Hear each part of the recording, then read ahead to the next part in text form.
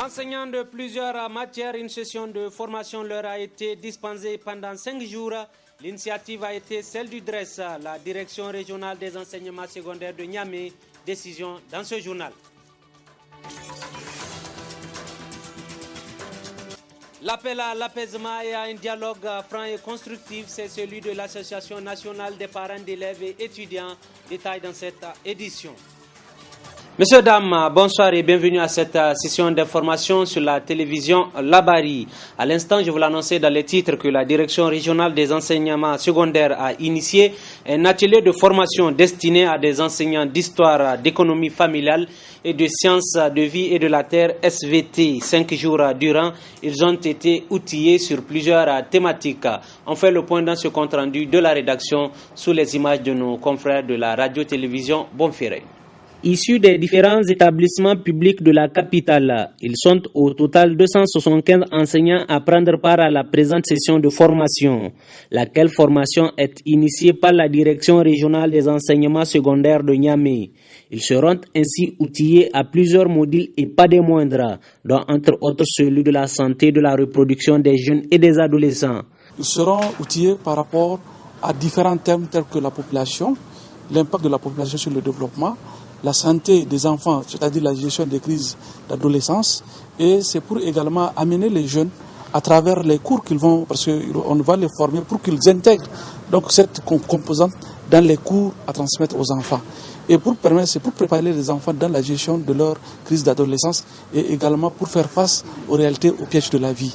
Et pour que ces enfants découvrent ce que c'est un certain nombre de choses telles que quand vous prenez, ce sont des choses qu'on enseigne en SVT par rapport à la santé du corps, par rapport à la sexualité, mais pas ce que nous pensons autrement par rapport à la sexualité. Mais c'est vraiment pour répondre aux préoccupations de la jeunesse et surtout de leurs besoins physiologiques. Voilà ce qu'ils seront outillés pour qu'à leur tour aussi, ils forment les enfants pour que eux, vraiment qu'ils soient aptes à gérer donc cette crise d'adolescence. Un atelier de formation dont 3 sites pour la seule capitale sont retenus, à savoir le Centre culturel Oumarou Ganda CCOG, la MJC, la Maison des jeunes et de la culture Giade Sekou et le Boxing Club. Sur la durée, c'est donc 69 enseignants en histoire, 69 en économie familiale et 137 en sciences de la vie et de la terre qui sont inscrits au tableau pour cette formation. La situation scolaire en ce moment est peu reluisante au Niger et c'est pourquoi préoccupée, l'Association nationale des parents d'élèves et étudiants lance cet appel qui est celui du dialogue franc et sincère pour que l'école nigérienne retrouve toutes ses lettres de noblesse. D'amples explications dans ce reportage signé Guisso Chebou et Nafissa Hassan. La situation scolaire en ce moment est loin de connaître une certaine accalmie, surtout avec le boycott pour aussi bien pour les étudiants que les élèves. Préoccupée, l'Association nationale des parents d'élèves et étudiants interpelle tous les acteurs. C'est d'appeler tous les partenaires du Niger à une certaine accalmie. Qu'on revienne sur une table de négociation pour en fait chercher une solution idoine aux problèmes qui se posent actuellement. Au fait, presque tout le monde a raison et presque tout le monde a tort. Personne ne détient la raison et personne n'est fautif. Au fait, c'est une situation incompréhensible. Si on arrive à s'entretenir, je crois que chacun trouvera son compte et l'école, les élèves vont reprendre le chemin. Et ça sera intéressant. Notre inquiétude aujourd'hui, tous les parents aujourd'hui sont inquiets parce qu'en réalité, les élèves ne vont pas à l'école. Des parents d'élèves et étudiants qui, pour un dénouement heureux de la situation, ont mené des démarches. La première des choses que nous avons menées, c'est d'aller nous entendre auprès de tous les partenaires. On appelait les partenaires un à un. On allait vers ceux qui ne peuvent pas venir vers nous, nous allons vers eux. Et on cherche à nous connaître et à vendre notre service. C'est quoi vendre ce service? C'est aller dire voilà de quoi nous sommes capables pour aider l'école nigérienne. En amenant nos conseils. Nous ne sommes pas des revendicateurs, mais nous sommes des parents qui cherchent l'avenir de leurs enfants. Vous voyez? En réalité, nous allons, dans la courtoisie, chercher auprès des uns des autres, malgré que les autres sont nos enfants, on les appelle avec courtoisie pour leur demander en réalité devenu, voilà ce que nous voulons d'eux, voilà ce que nous voulons. On a vu séparément les uns et les autres, et après on a demandé à ceux qui se retrouvent à travers une organisation, tous les vendredis, auprès du DRES, n'est-ce pas? Tous les vendredis, ça, auprès du DRES pour le résultat de ce que les uns et les autres ont promis. Vous voyez, il y a ça. De deux, il y a une chose qui tient au cœur, ce sont les bourses, n'est-ce pas? Ce sont les pécules et autres. En réalité, tout cela, il y a des solutions. Mouvement par-ci, grève par-là, l'école pour beaucoup est malade et pour la guérir afin qu'elle retrouve toutes ses lettres de noblesse, l'implication de tous ces acteurs pour la résolution des nombreux maux qui la mine s'impose. Puisque nous parlons d'école, restons sur le même registre avec cette même situation que vivent les enseignants du Niger, qui a été l'objet ce matin d'une déclaration de l'UDEN. L'UDEN, c'est l'Union démocratique des enseignants du Niger. Le résumé de cette déclaration avec nos reporters Ibrahim Abdou et Nafissa Zakou. Cette déclaration de l'UDEN, l'Union démocratique des enseignants du Niger, intervient après un examen minutieux des préparatifs de la rentrée scolaire 2016-2017. Ainsi, prenant en compte plusieurs considérations, l'UDEN exige du gouvernement la prise en compte de leurs revendications. Le bureau exécutif national de l'Union démocratique des enseignants du Niger dénonce le non-respect des engagements pris par le gouvernement de la 7e République. Fustige la clochardisation des enseignants par le non-paiement des salaires, pécules, rappel salaire, incidences financières et indemnités.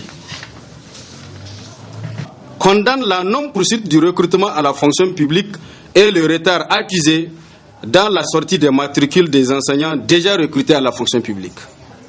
Se félicite du travail de la Halcia et lui demande sa poursuite de l'équité afin de sanctionner les coupables. Ainsi, le bureau exécutif national de l'Union démocratique des enseignants du Niger exige du gouvernement la satisfaction sans condition et dans un meilleur délai de toutes les préoccupations des enseignantes et des enseignants. En tout état de cause, le bureau exécutif national de l'Union démocratique des enseignants du Niger rend le gouvernement seul et unique responsable de la perturbation de l'année scolaire 2016-2017. Le BEN-UDEN appelle ses militants et militantes à se tenir prêts pour d'éventuels mots d'ordre si des solutions n'ont pas été trouvées à leurs préoccupations d'ici là.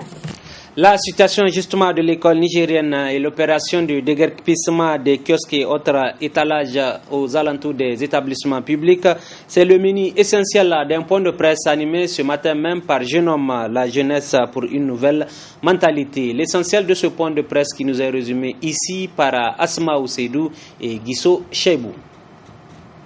2 points sont inscrits à l'ordre du jour du présent point de presse animé par Jeune Homme, la jeunesse pour une nouvelle mentalité. Actualité oblige, la situation de l'école abordée. Nous, les jeunes du Bureau national de la jeunesse pour une nouvelle mentalité, nous lançons un appel vibrant à toute la jeunesse, sans distinction,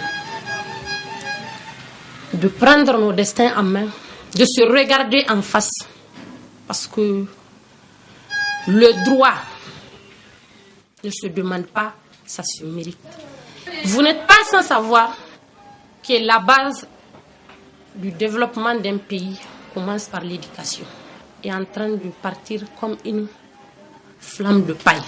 L'accumulation des arriérés des salaires, la radiation des contractuels, les étudiants après 17 ans dans le cours secondaire, une fois à l'université avec un espoir de devenir quelque chose ou bien d'avoir quelque chose, les étudiants aussi sont là en train de pleurer ici.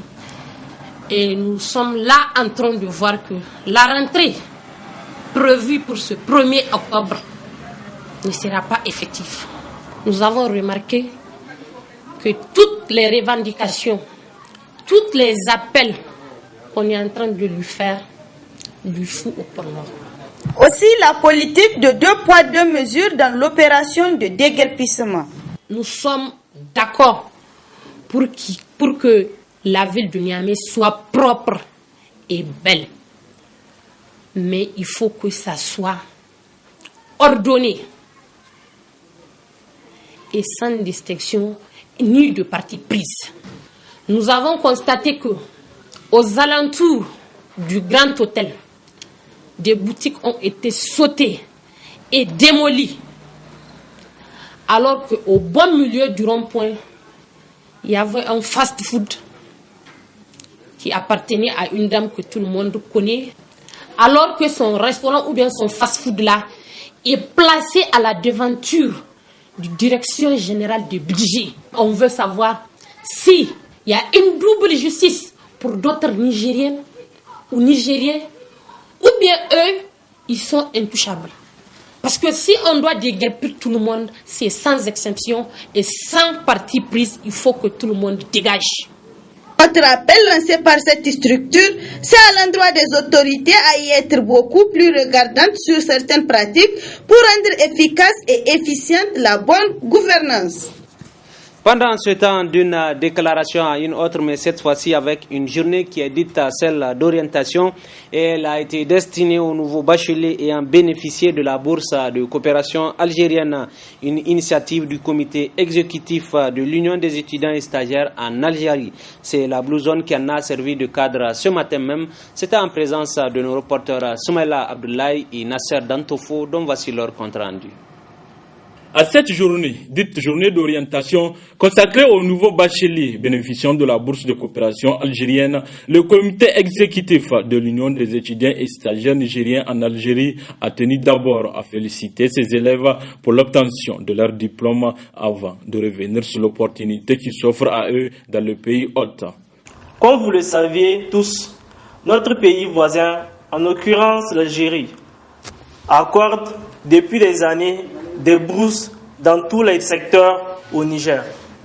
Une coopération riche de couleurs, car permettant non seulement aux Nigériens d'effectuer des voyages d'études, mais aussi d'accueillir certaines cultures dans la leur. En effet, depuis des décennies, l'étudiant nigérien en Algérie ne fait que se marquer les couleurs nationaux hautement élevées, un tel rang et salutaire. Il est la marque d'un esprit qui se dégage de son passé et s'engage par sa disponibilité dans la voie du savoir. Ainsi, pour paraphraser Aristote, la définition fait connaître ce que la chose. Tu peux commencer cette pensée, mais au jour des relations de cause à effet, qui fondent une action en termes de moyens et de fins. Le fait d'avoir eu cette opportunité, camarades, est une chance immense pour vous. C'est un nouvel horizon qui s'ouvre à vous. La vie à l'extérieur vous forgera, vous guidera et vous rendra beaucoup plus décisif. Il a aussi été demandé à ces nouveaux bacheliers bénéficiant de la bourse de coopération algérienne de se soumettre et de bien respecter et appliquer les règlements en vigueur du pays hôte.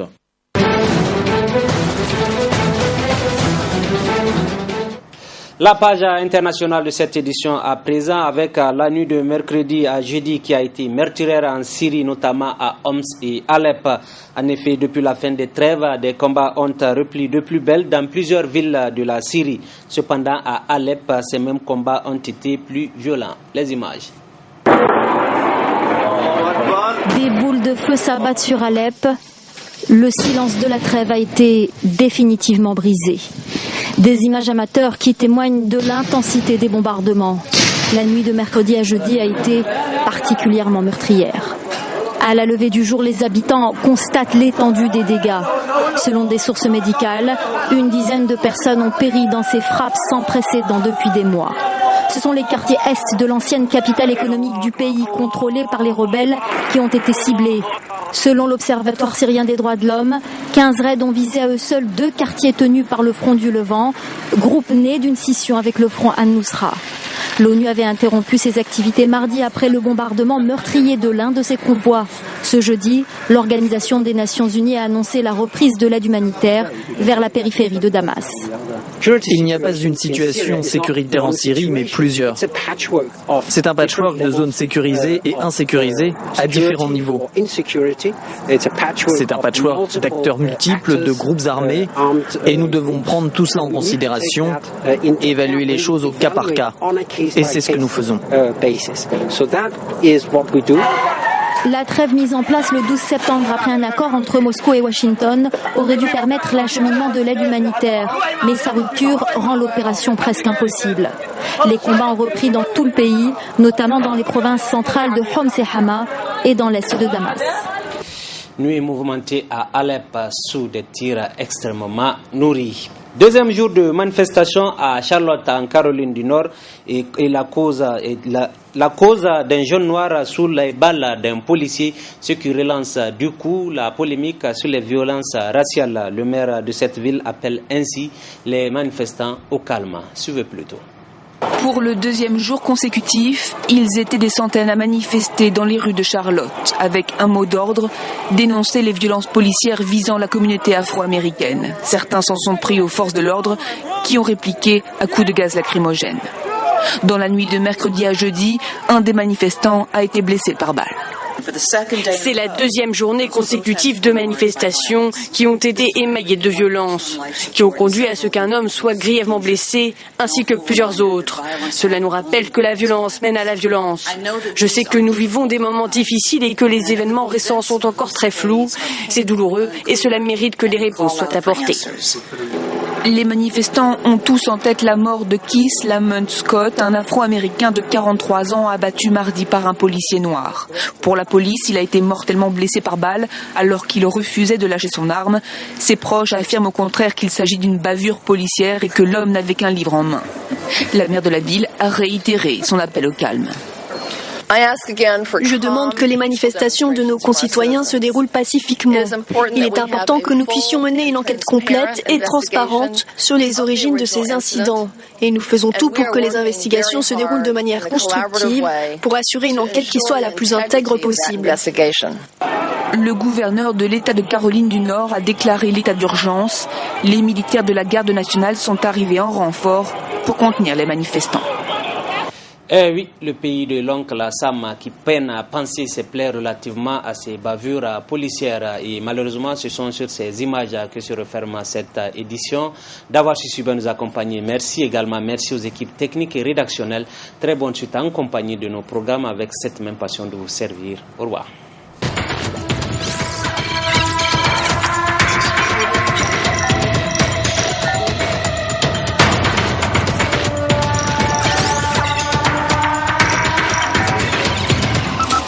Audio